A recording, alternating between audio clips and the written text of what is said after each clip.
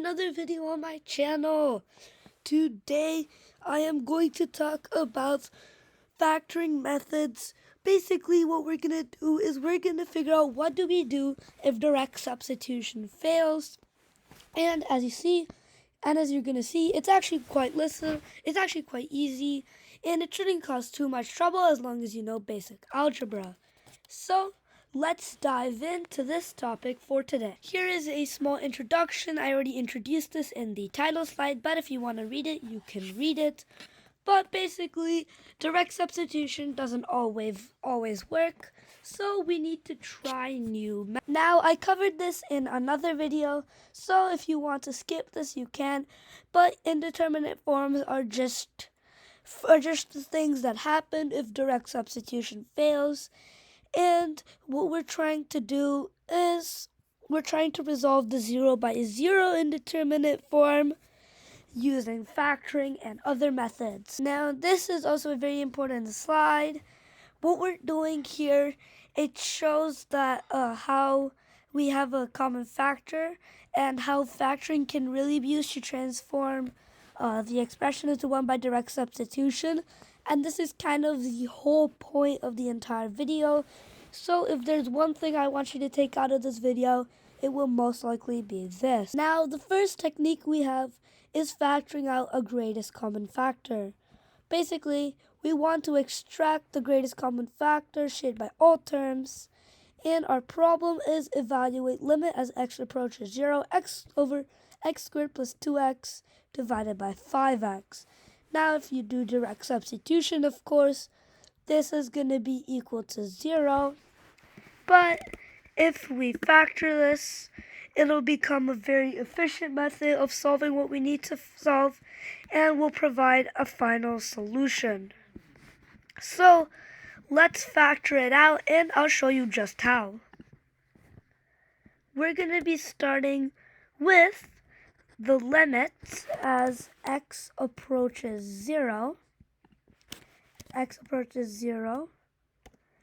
And now what we got to do here, we have to take this limit of x squared plus 2x divided by 5x. This is our limit. And now what we have to do is we have to factor out the greatest common factor. And if you look at what's over here, this shows that this x is the greatest common factor. So if we factor it out, the limit becomes limit as x approaches 0.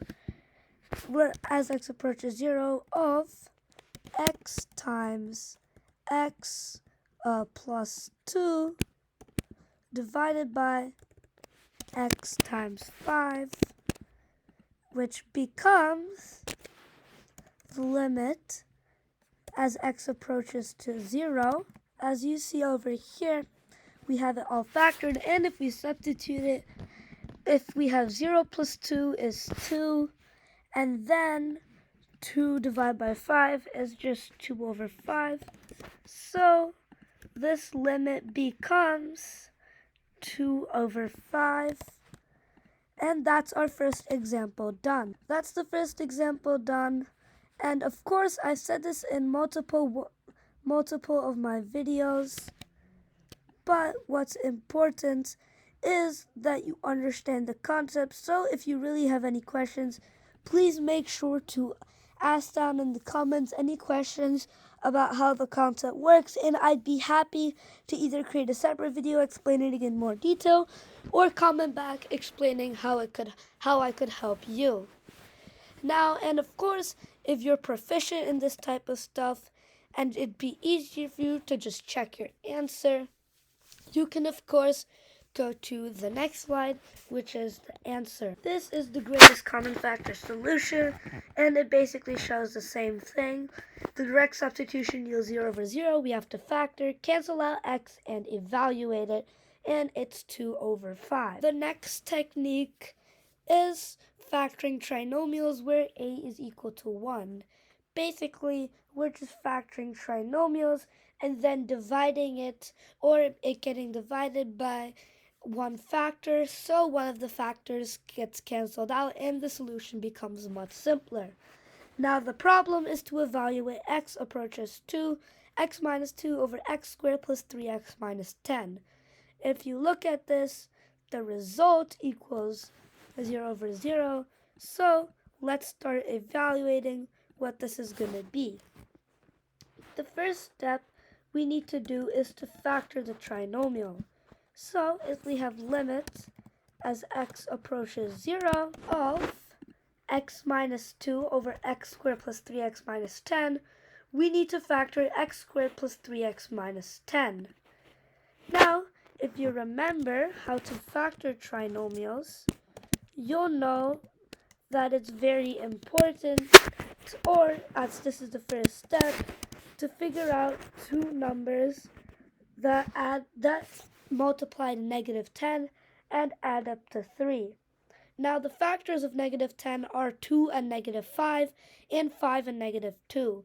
And 5 and negative 2 add up to 3. So what we're going to have is, instead of x squared plus 3x minus 10, we're going to have the limit as x approaches 0 of x minus 2 divided full factored form of the equation. Now let's paste this down, and this is about what we get.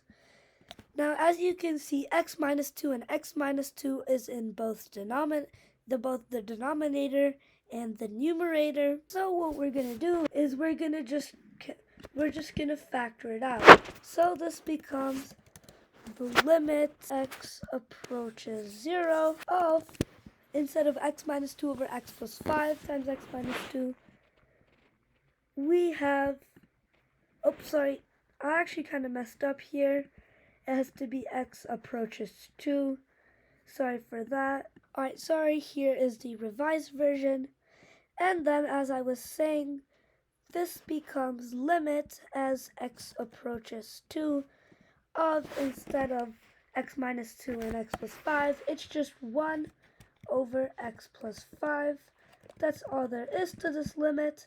And then what we can do is we can just directly substitute it. So when it becomes x approaches 2, this just becomes 1 over 7. And yep, that's really about it. That's about all there is to this example. Nothing very fancy, nothing very complicated, just the same factoring trinomials.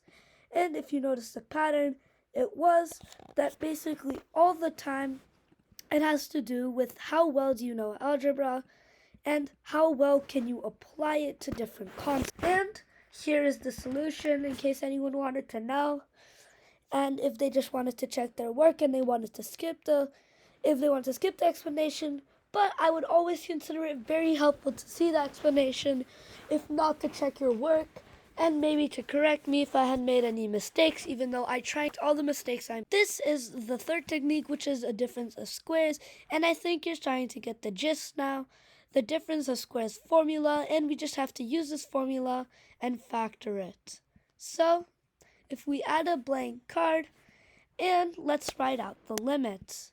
So its limit as x approaches 3, x minus 3 over x squared minus 9. Now, if you look at it, this becomes 0 over 0. But what we can do is we can use the difference of squares formula to make this the limits as x approaches of x minus 3. Now, this is the first step in solving our example, and now we're basically almost done. Since this is pretty simple, we have to do is factor out x minus 3 and substitute. So this becomes the limit of 1 over x plus 3, which in turn, if you substitute 3 into there, it becomes 1. And that's really all there is to this example.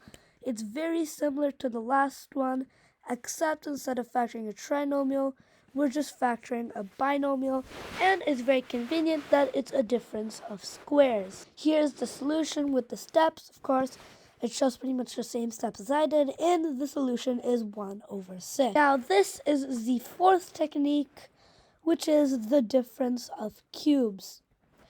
Now, the difference of cubes formula, I don't think I've covered this in my Algebra 1 series, but this is a cubed minus b cubed is equal to a minus b times a squared plus ab plus b squared. Now, this formula is basically never used in anything beyond algebra, but sometimes it does appear in limits, and it's important to understand it. So that's why I'm showing an example today. Now, what we have is limit as x approaches 2 of x minus 2 divided by x cubed minus 8. Now, this becomes if we take the limit, not the limit of x approaches 2, if we have x minus 2, but if we factor it out, this becomes a minus b times a squared plus ab plus b squared. A is x and b is 2. So what we gotta do is x minus 2 multiplied by x minus 2 multiplied by x squared. That's how it is over there. And then if you factor it out, you get limit as x approaches 2. X, if you substitute in x equals 2, this becomes 2 squared, which is 4, plus 2x, which is also 4, plus 4, which equals 12. So the final solution is 1 divided by 12. And that's about it for this technique. You won't really be seeing this technique much at all, but it is important to know whether it's being asked on any test or exam, because the difference of cubes formula is also something very similar to the solving of a cubic, which there are a lot of videos out there. Also one by a channel called Veritasium. It's actually a really good video and I hope you check it out. Basically, it's how complex numbers were invented, and it started with solving the cubic. And this is one of the formulas. Thank you so much. This is technique 4. And now here is the solution. As it says the same thing. We have to rewrite it, factor it, and all the sorts. It's trinomials where the leading coefficient is not equal to 1. Now, what it's saying is we have to two numbers that multiply to a times c and add to b, which is the same thing. Rewrite the middle term and factor by grouping, basically doing two separate things. So this is the same thing, factoring the trinomial. So I'll go a little bit faster on this one, as it's really not needed to cover this that much. It's just a is not equal to 1. Now this shows the first two steps, how I factored it out for the first two steps. Now all we have to do is group these together, factor out x plus 1, and evaluate. And these are the final two steps, which state that we have to factor it out. It becomes 1 over 2x minus 3, and this becomes minus 1 over 5. So this is about for the trinomial leading coefficient is not equal to 1, but unlike the last technique, this type of problem is pretty common as you're factoring trinomials again. And here is the solution. And of course it says negative 1 over 5. You have to rewrite the equation into 2x minus 3 and x plus 1. After that, this is going to be one of our last techniques, which is expanded functions. Now, basically what you need to do is you have to expand the functions before you find the greatest common factors. Then you simplify, and look for factoring opportunities, which is basically almost always going to be the greatest common factor. So this is also a pretty interesting technique, and unlike the last one, we kind of have to work backwards almost if we want to figure out how to do it. So we have limits as h approaches 0, not x, h approaches 0, limit h approaches 0 of h over h plus 4 squared minus 16. Now if we have h plus 4 squared, that's h squared plus 8h plus 16. H divided by h squared plus 8h plus 16 minus 16. And now, as you can see, the plus 16 and the minus 16 cancel out. And you can also factor out the h from this expression. So that becomes h divided by h times h plus 8. And we can factor the h out right after I copy this down. So this is about it. This is the first two steps, and that's basically the harder two steps, because after that all we have to do is substitute in and then evaluate. So this becomes 1, and then this just becomes h plus 8. And now, since h is equal to 0, if we substitute it, we'll be able to get 1 over 8. And that's really about it for this problem 2. As I said, this was a pretty simple problem without much difficulty, but there can also be trinomial factoring in this, but that won't really be in here for this video. And here is the solution.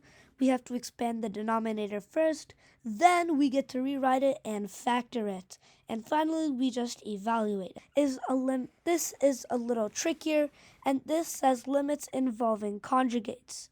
Basically, if you have expressions with square roots, you have to multiply the numerator and denominator by the conjugate of the part with the root. Basically, if you have a function f of x is equal to the square root of a minus b, then the conjugate of that function is square root of a plus b, and this problem is right over here.